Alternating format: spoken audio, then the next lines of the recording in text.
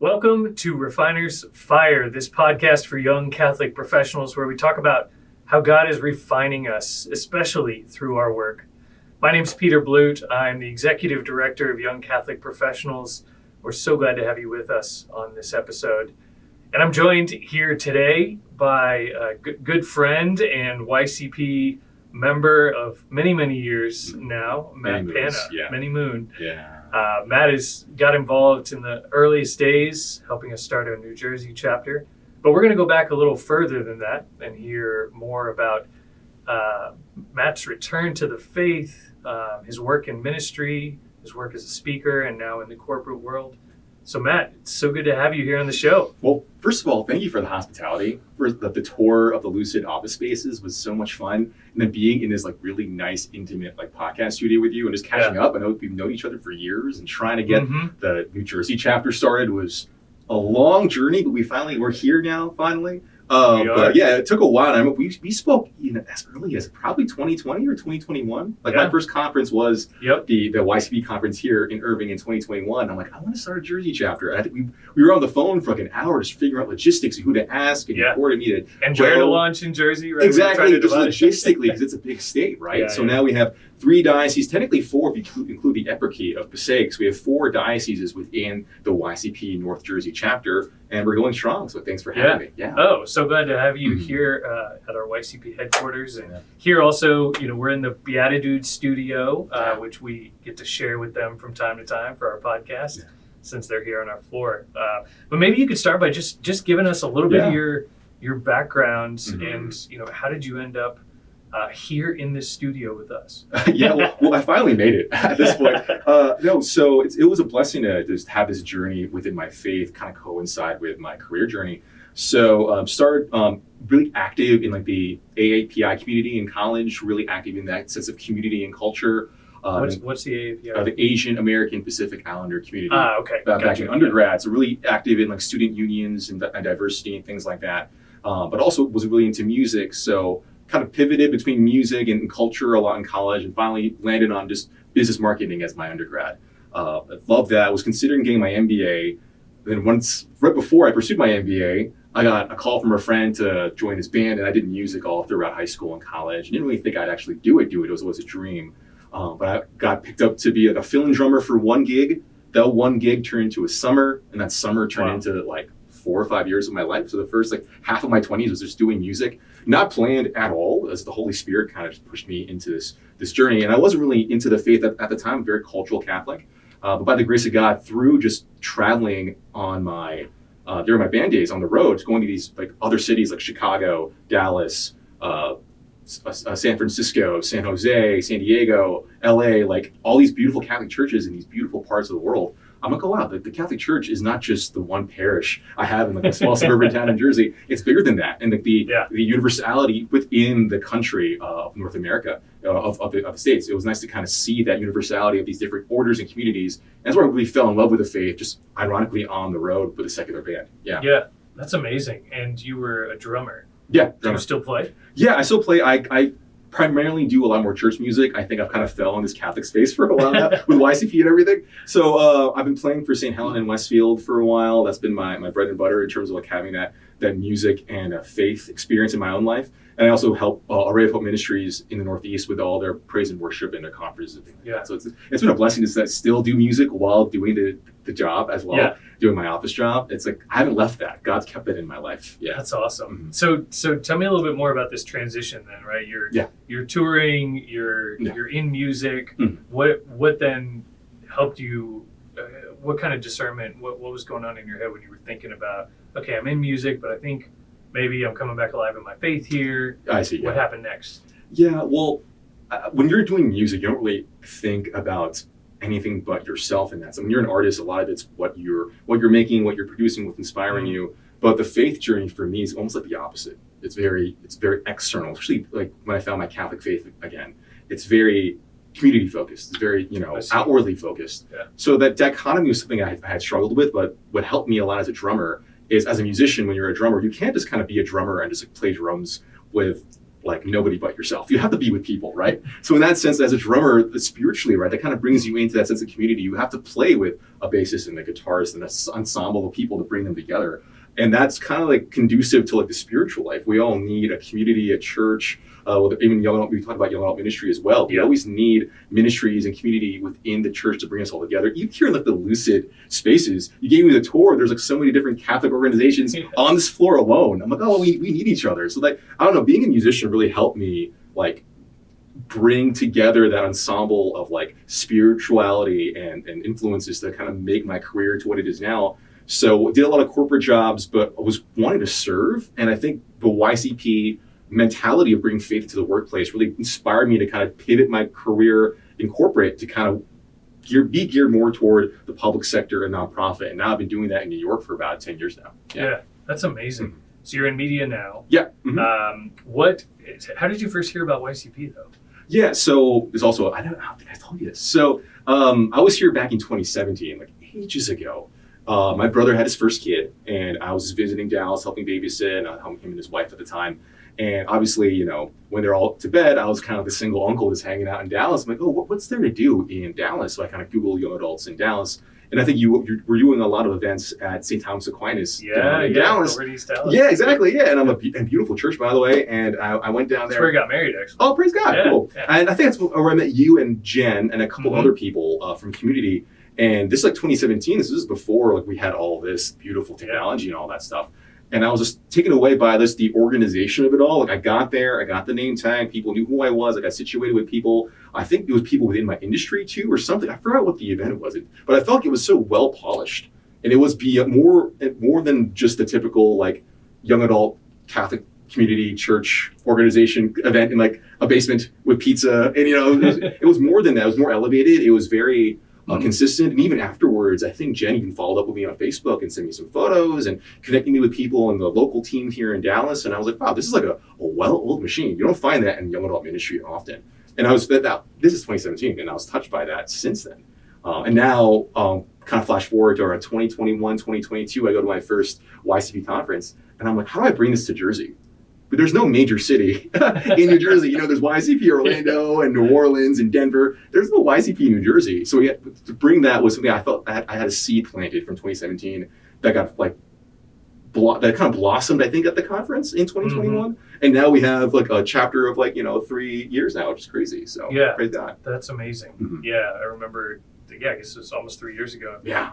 Speaking at their first event, their launch party, and I haven't spent much time in Jersey, but there was a lot of people there. We packed the house. There was a lot of people there. We were worried. We were like, who's going to come? Because we want to pick a venue that was like in the northwestern part of Jersey. Yeah. In a really nice spot. And Morristown's kind of a trek from New York, trek from all these other places, but we got 500 people that packed the house. Yeah. And we were like, we got to get a lot of people for Peter. And we did. So praise God. Yeah. Well, it was a lot of fun. Mm-hmm. So what do you think it is about YCP? I mean, maybe specifically in Jersey or even more broadly, what do you think it is about YCP and the mission and the message that YCP has that's resonating with young people so deeply today? Yeah, I would say just on a base level, just like witnessing in the workplace in a very subtle way. And I believe it was one of the couple of conferences ago where your team just suggested just to have like some sort of religious item in your office. And I work for a secular company in Midtown Manhattan, ironically and luckily, like not too far from St. Pat's Cathedral, which is a blessing, but still like a very secular company. And what I did was I have a crucifix just in my cubicle. And I have a little rosary and a little Padre Pio guy like chilling on my desk. And just having those little bits and bobs of like the faith kind of one helps me kind of get through my day. But also if I have a coworker who's not Catholic, it's like, hey, who's that guy? Who's Padre Pio? Who's that? Oh, look that little beaded it's a rosary. And these little conversation starters where I could kind of evangelize subtly, like a quiet witness to the faith and not like have it like all up in their faces, but have, this is a part of my life. Let me tell you more about it. And inviting them in versus like, trying to like preach too much to like a secular, that could always be a little construed and messy in the secular world, right? But having that quiet witness in your workplace, in your everyday, has helped me a lot. And so thank you for that invite and bringing that to a lot of the YCP leaders that we have in Jersey. Just like things we learn from these conferences, these little anecdotes and these tips really help us as leaders and help us as attendees of these events. So thank you so much for that. Yeah. Oh yeah. I mean, it's been a gift to me on my spiritual journey as well, helping kind of re-enliven my faith almost, I guess 11, almost 12 years ago. So that was a lot of what YCP gave me too, is this ability to like think of my faith in light of my work, or my work in light of my faith, I should say. And it gave me language through work, which I was, very committed to, of course still am, but especially in the early years of my career, trying to get established, trying to figure out my direction. I was in marketing at the time.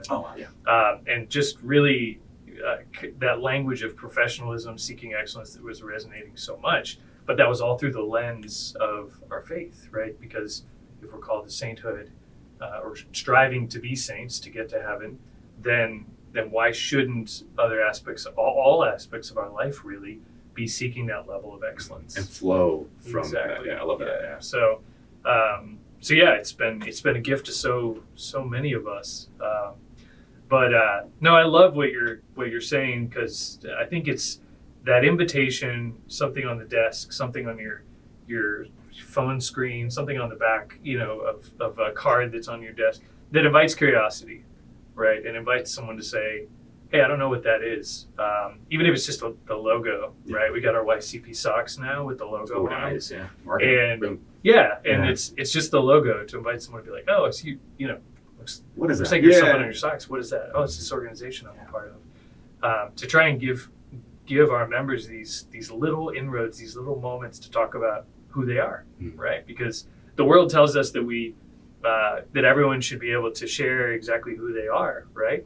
And so, as Catholics, we need to do that as well, and we need to be unafraid and courageous to at least put ourselves out there, and even or especially to use words when we're called to, right? So and articulate that, like, because even the little cross I have in my cubicle, now at the lunchroom, I'm like the token Catholic guy now. So when the whole talk of the new Pope this past year with Pope Leo, everyone's like, hey man, what do you think? Who do you think it's going to be? Even during the Lenten season, I have the ashes and everyone asks me oh, what's that on your forehead? What's going on with that? Blah, blah, blah. So that invitation to at least showcase the faith in a very humbling and plus if you work at a secular job, for example, and they trust you, they know you, you're vetted, you build a relationship with these people, and then you kind of share, oh, by the way, I'm Catholic. That's kind of a nice, gentler way to showcase that. And then that also shows that, oh wow, Catholics are capable. They're in the workplace. They're in our everyday lives. And Catholics that care about their faith. Exactly, are in the world, right? And they showcase that as well,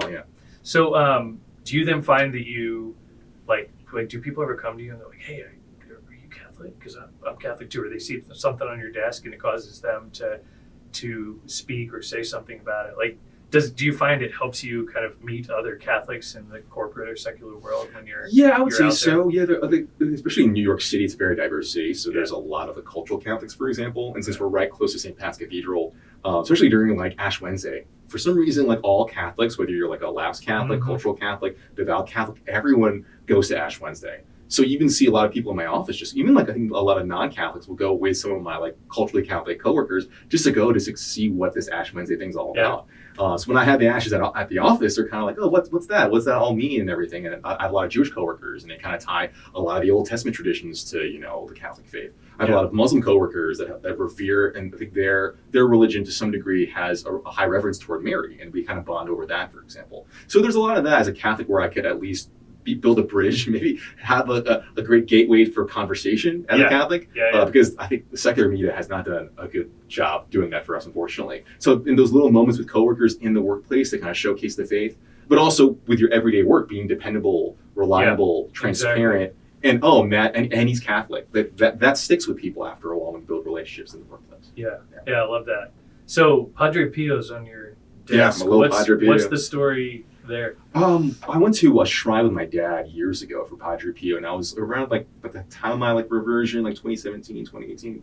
And I didn't know anything about the saints other than the ones we grew up with in Catholic school, right? And just kind of hearing about a man who was relatively recent. And now we have Blessed Carlo Acutis and all these, and Frassati now being ordained and everything. But back then, he was one of the more recent. He was at that one more recent, contemporary saint back then. And just the tales of him bilocating and just being a part of soldiers in the war revering him, for example, and him giving confessions to the lines out the door, and like there's photos of him in the modern day, and I was like, I've seen saint statues from being a cultural Filipino Catholic. I've seen like statues of saints all the time, and like Our Lady of Guadalupe in my mom's place, right? But like seeing photos of an actual person really drew me in. So me and my dad drove. There's a beautiful shrine in the middle of nowhere in Pennsylvania.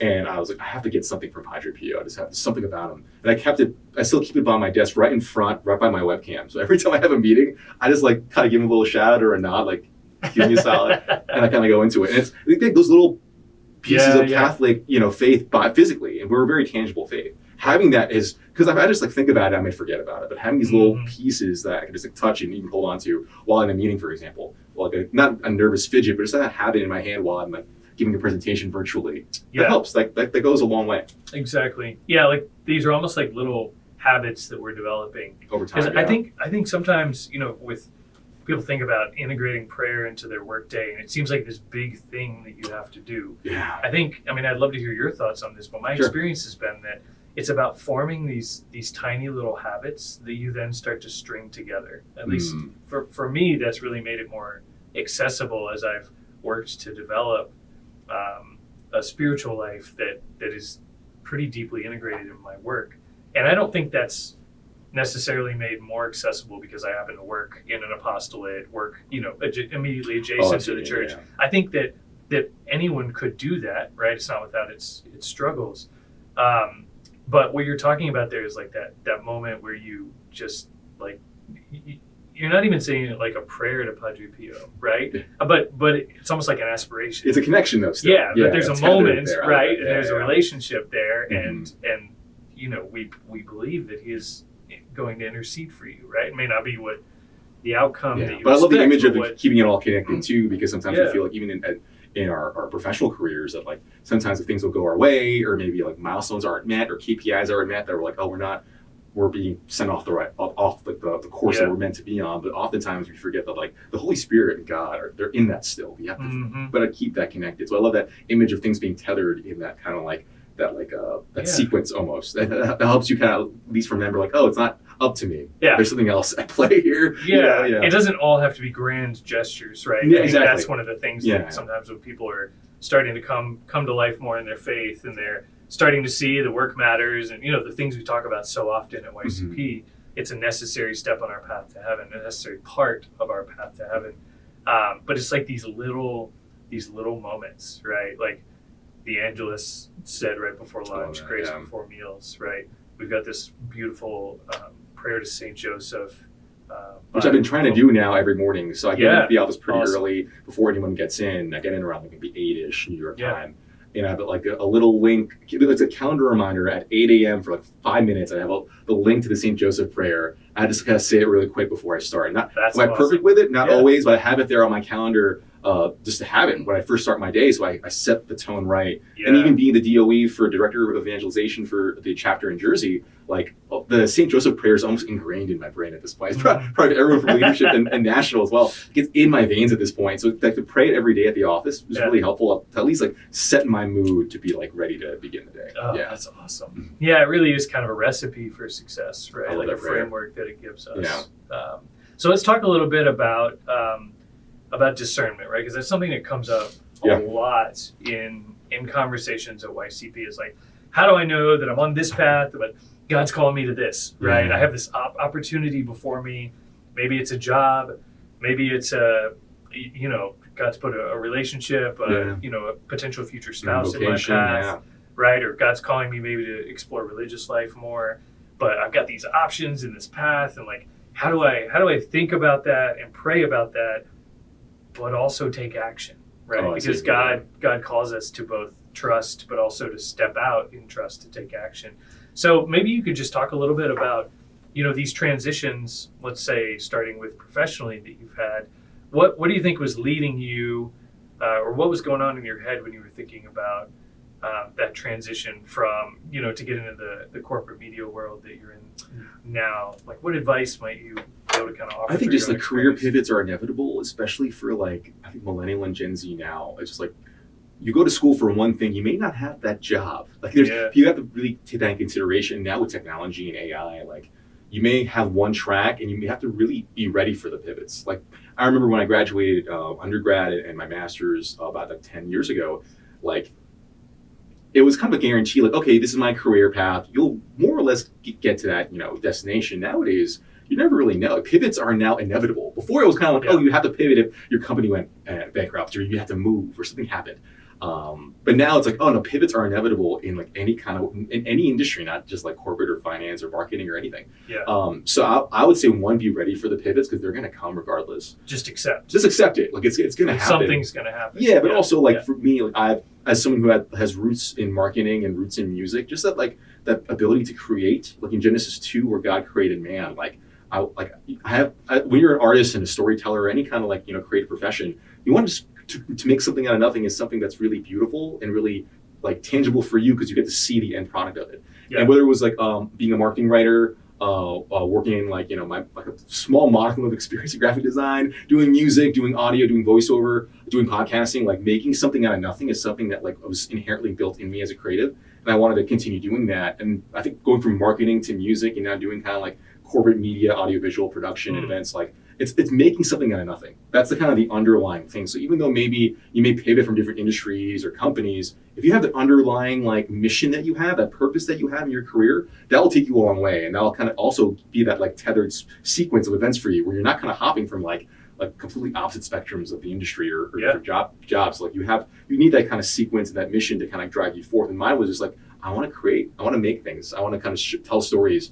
And I think that marketing and music kind of background kind of pushed me to work in the corporate world to help my company and my past companies just put on events, showcase content, put on a webinar for anything. Like you have to be able to have that background that showcases that and helps your employer really push that forward. And luckily for me, music and marketing really kind of helped me give me that foundation and that discipline to tell stories and make and create for now these companies at this point. So that's awesome. So some people may be wondering, like, okay, that all sounds great, Matt, but like practically going from A to B, like were you networking? Was it a existing relationship that you already had that helped you pivot into the media space? Like how did you practically take that next step? I feel like if you're over planning it to the point, and I know like YCP is great with this, for example, in the sense of like networking and getting to meet people, and you guys really encourage like sharing LinkedIn's and business cards. You don't find that in the Catholic spaces often. As someone who's worked in like the trade association and like the public sectors for a while, where everyone has business cards and everyone's like prone to networking and everyone's very socially adept, like that's very commonplace. But like in the Catholic space, I never really find or encounter that until I went to the YCP conference and a lot of the YCP events. So first and foremost, like I commend the YCP national team for building that culture.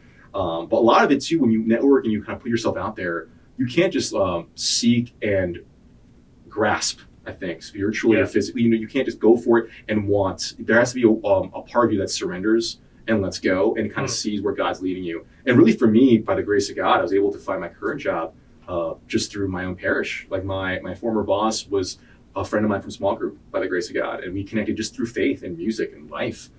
We had mutual friends in media and technology, and then eventually when he had a role at his organization, he sent me the link and then we talked about it, and now I've been in this role for 7 years. So and that's I didn't like hound him for a job. I didn't like expect things. I have a to-do list and like I have a Kanban board in the back and I just like I befriended somebody and the Holy Spirit, one made me ready, but also planted the seed of my boss at the time to also offer me the job too. So it's kind of like the both and in that sense.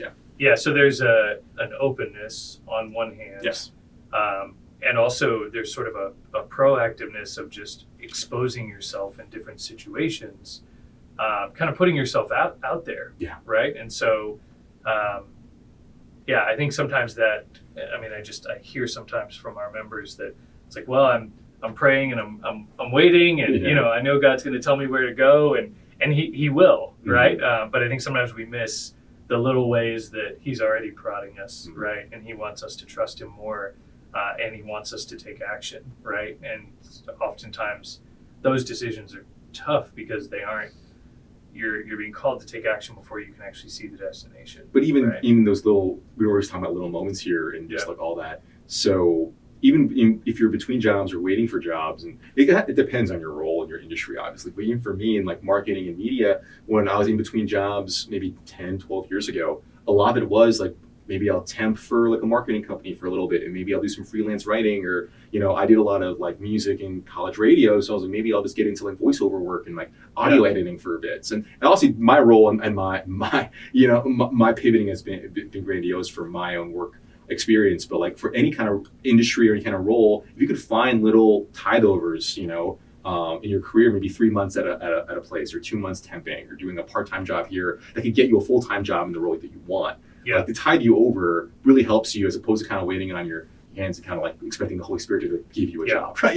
Making sure you're ready, because now, especially in the workforce these days, you have to have some sort of experience and a foundation and a body of work. Resumes are great. I always love showcasing. I like framing it as a body of work. Maybe it's a creative in me, right? But having a portfolio of what you've done in the past to kind of show what you, even during these off seasons, because even for me, like I've had like small seasons where I'd work a 6-month gig and then I'd be off for about 3 or 4 months. What would I do? I would like just do my own content creation, things like that. So kind of keeping busy, not overloading your schedule, but making sure that you're kind of keeping your skills sharp, so when that next job comes, you're ready to hop on it. Yeah, that's exactly right.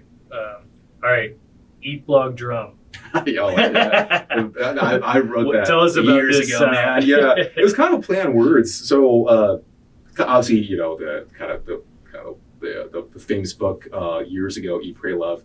It was kind of a little tongue-in-cheek kind of. But it's funny, I put this through ChatGPT because I was like, I didn't really have like a nice little, repertoire to kind of like, but for me, it was like, I love being able to consume the moment that I'm in, and especially in Filipino culture, like food is a big part of our culture, any kind of culture, right? But being able to showcase where I've been in terms of like travel and food was something I've been very passionate about all my life.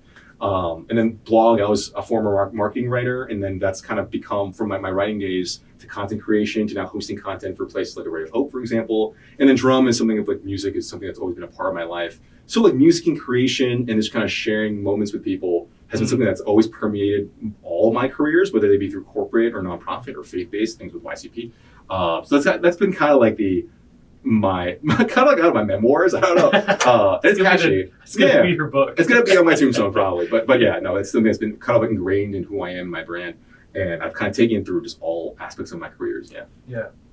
That's so cool. Kind of weaving together, looking back on our life and weaving together some of those more salient pieces, the more important milestones. Yeah. Kind of boiling and making down. it make sense too, especially nowadays. I've been in my job for 7 years now as a kind of a mid-level manager now. I'm like, what have I learned from my past experiences? And I didn't really just clearly go to like school, master's, this one job. I've had so many different school outcomes and situations, many career paths that I've taken, and a lot of it you have to kind of make it work for the current job that you're in, and bring those, for better or worse, and wherever the Holy Spirit guides you. There are lessons and fruits to all that. Even the jobs that were like, even the office warehouse job I had like right out of college. Like there's little things you could pull from those experiences. And speaking from an office warehouse job, I just learned like office etiquette and just working with teams. It was a print company back in like 2011. It's a long time ago. My first jobs, and just learning how to work with printers and proofreaders and editors and the personalities that they have. And this wasn't like, I would never learn this in college. I just got thrown into like a printing warehouse and had to figure it out with like my boss at the time. And so little things like that, I never thought I'd go to school for printing, right? It's kind of how it was a job that fell in my lap. But wherever the Holy Spirit takes you, you have to kind of take those fruits from that and take them to the career you have going forward, basically. Yeah. Mm-hmm. So how do you think God is refining you today? What do you think he's what do you sense he's calling you into in this next phase of life? It's actually super timely too, because right now I am finishing my role as DOE, Director of Evangelization for the chapter in Jersey. I've been founding member of the chapter with Christine and Jess and Michael and everybody and Mark. And it's been a blessing to be a part of the team and found the chapter. It was something that took us many years to start the chapter. We have it now, and it's been blossoming, which is awesome. So right now I'm pivoting to perhaps a junior board member or maybe a chapter leader at large for a while, just kind of help and advise the chapter. Because I feel like right now it's running so well, and there's a new talent that want to take up these roles, and I want to be able to showcase this new blood. And I potentially met one of the potentially new directors of evangelization for New Jersey this morning, actually, and it was very timely. And she was just so on fire about ministry. And with being the DOE for any kind of chapter for YCP, you just hang out with priests and nuns all the time. It's like the best job. So it was a blessing to be part of the founding membership of New Jersey, and even being a DOE. Like, it was something I kind of fell into as well, because I was kind of a chapter leader at large, helping out where I could. Right. And the team was like really discerned, and you guys were like, hey, you should really look into being the director of evangelization. I'm like, maybe. I was thinking about it, and then it really kind of fit my skill set, because I knew a lot of religious communities and priests and leaders in the state of New Jersey. And this is something that I wasn't planning on, like collecting contacts and knowing who's who. It just kind of happened through my ministry, and I'm able to bring that and plant that into the YCP chapter in New Jersey. And now we have 2 priest chaplains, 2 sister chaplains, organizations that we're partnering with on the regular. So I think being the DOE, awesome. just to see it all like blossom spiritually and befriend the religion, and also like have them integrate more with the attendee base for YCP. Right. Oftentimes in like other Catholic circles or churches, it's so separate. You don't see a lot of integration. And even going to conference, especially this past conference, seeing so many religious just hanging out, and it's like, oh, it's so cool to see like the lay and the religious really interplay with each other more and more the more conferences I go to. So I love that part of being the DOE, and excited to be potentially a junior board member. Whatever's next. Yeah, I'm stoked, That's man. It's awesome. gonna be a lot of fun. Yeah. Yeah, so I mean, I'm glad you brought that up, because there's almost 700 volunteers across YCP's 43 cities where we have a presence here in the U.S. And so that's a lot of volunteers, and typically they serve for at least a 12-month term. So we're constantly looking for new people that want to serve. Yeah. So, I mean, what would you say about your experience serving, things you've learned? How would you respond if someone's like, I'm thinking about doing this YCP leadership position? What would you say to them? Oh man, it's funny, because I was going through the show notes of this, and I was like, I feel like in maybe it's millennial or Gen Z culture post-COVID, where there's a non-committal aspect to things, where they're like, oh, I'll try something, but if I don't like it, I'll kind of. And one thing I love with YCP is that like it's such a great mission and a grand mission especially for the city or the region that you're in. That like when you're in it, you're going to want to stay. You're going to want to serve, and especially if you have a great leadership team, a great community. So I would say, at least for evangelization, first and foremost, it's a great role to just get to know the church within your community, to get to know the bishops, to get to know the cathedrals, the dioceses, the orders. That just getting to dive into that world within your own local community is awesome. Yep. But being a leader in general, it's just like just to see events. Maybe it's the creative in me kind of flowing now. It's like you get to see something that comes from like a Zoom meeting where you're planning a networking happy hour or a speaker series or a panel, and to see people actually like attend them and like enjoy them, and even during panels and people like lines out the door asking questions. You're like, oh wow, like this was literally an idea we thought about like 2 months ago, and now it's like live in front of us, right? So like making something out of nothing and having that ownership is also a big fruit of being a leader. That's awesome. Yeah, and we've got lots of roles, right? So we've got the marketing position, finance, we've got IT. Finance, tech, right? Operations, helping plan the events, chapter president that leads the team. We've got roles on the board for more experienced Catholic executives, and then obviously getting deacons and priests and other religious involved as the spiritual shepherds of the chapter. So there's a lot of different ways that you can serve and bring your skill set, and also refine that skill set too. I think that's something that we hear often once someone has kind of gotten into a leadership position with YCP, and they're like, wow, like I'm learning here. I'm not just sharing or contributing to this mission. Like I'm actually taking away. So you're not filling a seat or a role, you're actually integrated with the ministry, all of that. Yeah.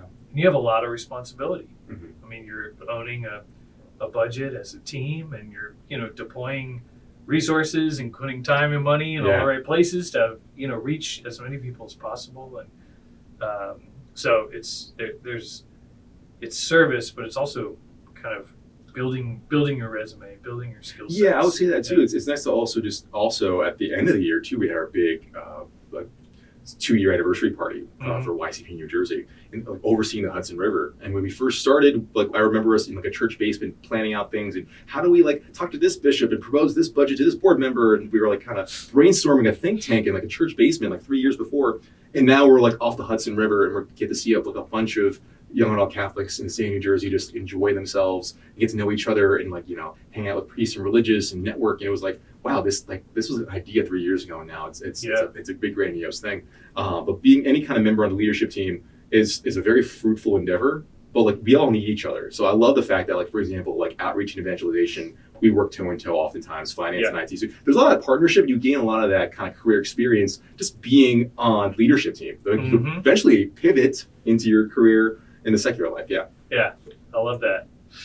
So you've gotten to work with young adults. You are a young adult as well. But what, thinking about millennials and now Gen Z, what gives you hope, you think, for this next generation of emerging leaders that's stepping up here now?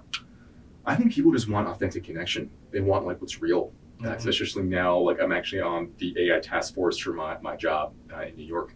And we're just trying to teach people how to use LLMs and AI within their everyday use. And people are always concerned about what is AI, what is technology, how I discern. And it's funny because I think of discern in a Catholic context, and I'm hearing discern in an office building. That's so interesting. But I think people want reality. People want what's real. And maybe it's my marketing lens as a former writer and someone who does music and content creation, where I see content now, and if I could tell there's a bit of AI fakeness to it, I'm I don't know if I want to click that or check that out. I'm a little more hesitant. But because I want that human interaction, I want to know it was made by a person. Exactly. But how do we incorporate AI, but also maintain the humanity? How do we promote that? That's something that's a bigger conversation for this podcast. But also, how do we? That's rooted in that aspect of we want real, tangible connections. That's why I love going to conference, for example. One of my first conferences, just having I forget the name of it, but having that kind of networking circle with the mentors that you all have every year. The small group. The small groups. Workshop. Workshop. Because sometimes you go St. to Joseph workshops. The St. Joseph workshops. And having those. And this is 2021, right after the craziness of the pandemic. And I'm wow, I'm sitting in a room with people, and it's 2021. And I'm talking to a mentor who I just met, who's giving me awesome advice, and I'm exchanging business cards, and I would have never done this in a speed networking dating thing, whatever, in New York. This is and to this day, I still talk to some of those people in that initial small group from 2021. Right? We want that physical connection, and I think more endeavors like that through YCP or through your own career trajectory, that will help you build relationships going forward and keep that humanity in your everyday life. Yeah, that's exactly right. I mean, Christ was incarnate, right? He came down and he could be touched and touched us. And so how can we not have that be a foundation of who we are as humans, is be able to still come together, put down our phones, turn off Netflix, and be able to go to a YCP event, look people in the eyes and hug people and shake hands and change. And there's a hunger for that hear too. What other people are struggling with, encourage them, pray for them, just that connection is so, so important. I mean, that's the foundation that YCP was built on, and I think why it continues to grow is because there's that deep-seated need to connect. Especially in, I think, other parts of the country where things are still closed off post-COVID. When we start having events, and correct me if I'm wrong, it seems like there was a influx of Northeastern chapters around 2022, 2023, and maybe because there was everything was closed. Exactly. My office didn't go back full time into work until end of 2022. So I was a year and a half, year and change, just working from home, and people were itching to see people for a change, right? Yeah. They were totally burnt out. Exactly. And now we have I remember when we first started talking about, it was me and Joe from New York talking about the Northeast and trying to get YCP chapters going in 2021. Flash forward to 2025, there's chapters in Baltimore and two in Connecticut, Pittsburgh. And it's wow, from little inklings to now a bunch of probably half a dozen, if not more, in the East Coast alone now, which is that's awesome to see. Yeah, that's funny you bring that up, because for years we were man, we just we don't have much of a presence in the Northeast, and we're growing. I've got 5 chapters now in California. We're growing up to Washington and Oregon, but it's what's going on with the Northeast? And then you're exactly right, because I think that YCP was just positioned to address that core need that people were hungering for so much coming out of COVID. And so as things started to open up, we just saw people flying off the handle and come together. So I think it worked out for the organization. And I think now I'm hoping that we get more exposure in the Northeast, because I think there's still untapped Catholic communities. Oh, yeah. Up in New England, Mid-Atlantic, Totally. We're just scratching the surface. I mean, less than a fraction of 1%, I think, of young Catholics who are working, who we can address a need of, a really core, deep-seated need of. But also keeping in mind that we're not just, YCP doesn't just exist for Catholics, right? I mean, it exists for guys like you and me who needed to kind of come back alive in our faith, and we needed to surround ourselves with the right kinds of people to do that. And, you kind of needed a kick in the behind sometimes, someone to challenge you a little little nudge, bit, like some yeah. of my role models and mentors have, and those things are available, through this YCP network. So, I think there's so much to be hopeful for and excited for even. But as we wrap up here, we've got all these young Catholics listening to this podcast. What would you kind of leave them with, or share with them as we round out our conversation here? Yeah, I would say like really build solid mentorship in your life. That's one thing that's really helped me, like post-COVID and a lot of career changes, vocational changes, like having a solid group of people like I like that have your back, but also are able to kind of give you the right insight. And one of the biggest, I think, inspirations or kind of like the nudges to get me into YCP was a mentorship program. And I was always looking for like a business mentor or a corporate mentor. And I didn't know Catholic mentors were even a thing until I joined YCP. And I've had Mark from Atlanta, Mark Thatcher. Yeah. And he's been my mentor for, 4 years now. And he's gotten me through like the highs and lows of my career and my life. Like I go to that guy for everything. Awesome. We actually spoke a couple weeks ago. And he's helped me just through even the little things about even like asking for a promotion, for example. Like how do I ask my boss for a raise, or how do I pivot to a different career within my company? Like even like little things, having that person, that mentor to kind of guide you, give you that insight, because they've been there before. You wouldn't have to like rewrite the book or the theory, the strategy. You don't go to ChatGPT. You can go to someone who's been through that industry. And luckily, with at least the way I was matched on the Mentor Cloud for YCP Belong, it kind of matched me with someone within marketing and tech. And Mark Thatcher works in marketing and technology. I kind of worked in media and tech. And so it kind of was a nice interplay of our roles. And we've kept this relationship going for 4 years. And I think Millennial and Gen Z, this generation, we've kind of lost that aspect of like long-standing mentor-like relationships. We don't really have those. At least a lot of my guy friends don't. Definitely not in the secular world. Maybe in the Catholic world, there's like Knights of Columbus and other like-minded associations. But for the most part, a lot of Catholic men I know don't have like a strong and steady mentor that's been with them for 4 or 5 years. I'm like the kind of a weird anomaly by the grace of God. But Mark's got me through so much. So I want to commend Mark Thatcher here, and I had to do it. But please, if you want to join Belong, it's not like it kind of is a plug, but not really. But if you really want to join Belong, like really, like the big selling point, like mentorship programs nowadays are in like the thousands for these crazy corporate mentorship associations. Yeah. But with YCP, they're Catholic, they're active in the community. And Mark is a board member for Atlanta, right? So like having that, interwoven community built in where it's trusted, it's vetted, it's Catholic, and they're leaders in your field, like it's a no-brainer. No-brainer. Join Belong. So I love that. Mm-hmm. Yeah, so if you want more information, you can hit our website, the mentorship program. There's more info there.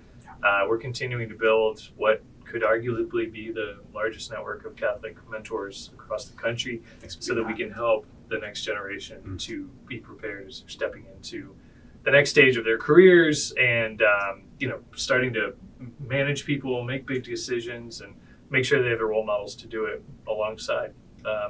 So Matt, thank you so much for coming out today and, spending a few hours here at Vatican Valley, as we call it. I love it. Yeah. But thank you guys for joining us. We'll be back with more episodes of Refiner's Fire. I think we've got like 55 episodes or something. Strong catalog. So take a look and a listen, and we'll see you on the next episode. St. Joseph the Worker, pray for us.